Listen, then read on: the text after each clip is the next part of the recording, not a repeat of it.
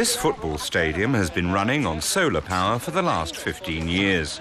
For a group of young scientists from Africa, Asia and Latin America, it was to be a high point of their tour of Freiburg.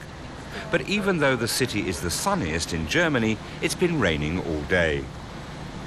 Well, we were supposed to have sun in Freiburg because it's a solar city, but it's okay.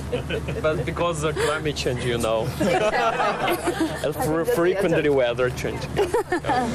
Kristy Pena Munoz is an environmental engineer from Mexico.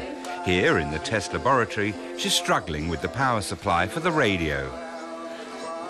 She and her colleagues get a monthly stipend of €2,000 to support research into climate technology that can be used in their own countries as well. Unfortunately, we haven't had that much experience in Mexico. And here, well, Germany is at least a few steps ahead, and I really need to learn how, first of all, the technology works, how to implement it, and how to transfer this technology in Mexico. For the last few weeks, Kristy has been working at Stuttgart University. Her workplace, a wastewater treatment plant. Kristy is particularly interested in the sludge on the bottom. It harbours millions of bacteria, and when they break it down, CO2 is released. Okay. Kristy is trying to alter the decomposition process so that the sludge will give off less greenhouse gas and more hydrogen. That could be used to generate electricity, for example. Hydrogen is going to substitute, for example, oil or any other fuel that at the moment is not so clean or not considered renewable energy. And therefore it's important all the context around the hydrogen, because we are talking about basically another source of renewable energy. It's one that would be very suitable in Mexico City, where Kristy comes from. She's gone back home for a few days to see how the initial results of her research pan out there. Mexico City, she says, is a megalopolis, which means it has mega problems, such as vast mountains of rubbish or its chaotic sewage system. There are too few sewage plants, so a lot of the wastewater is emptied straight into rivers. You have organic material in big amounts accumulated here. As organic process, you have methane production coming out of this. So methane is related to the global climate change issues, and therefore I think it's important to take it in account. This company designs and builds sewage plants. Kristy used to work here.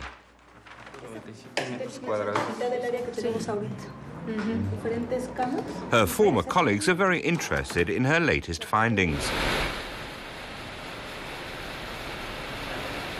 The company runs a test station outside the city. The staff there work on ways of producing various gases from sludge and wastewater. The objective is basically, in future, be able to implement what I have been researched or what the results are gonna come, and try to put it in a practical area. So I talked to them, and they are willing to give me an opportunity to, like in future, to implement whatever I can get out from the research.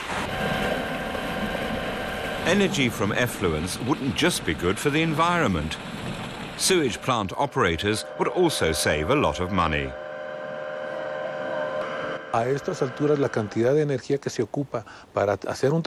present, we use far too much energy in cleaning the water, and our overheads are rising all the time. We need new technologies that would also allow us to process large amounts of wastewater efficiently.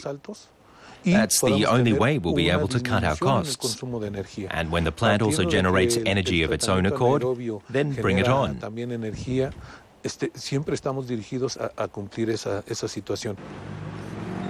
It's still early days for Kristy's project, but at the Technical University, she discusses her calculations with the experts.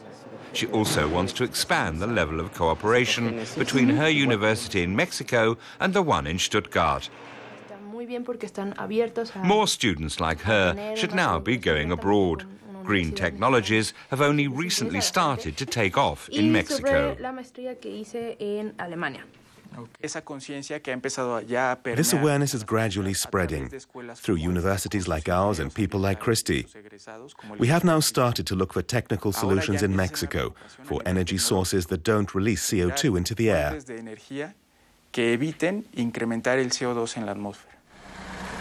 Back in Germany, where it's cold and wintry, Kristy is having a party. The 30-year-old is seldom homesick. Germany, she says, fits well with her work in environmental protection. I always try to, somehow match my everyday life with my work. And for example, at home now I'm the waste manager. That means I'm in charge of the waste. So I have to take care to take down the bags with the waste, and so yeah. And I'm always trying to link my life, my everyday life with my career.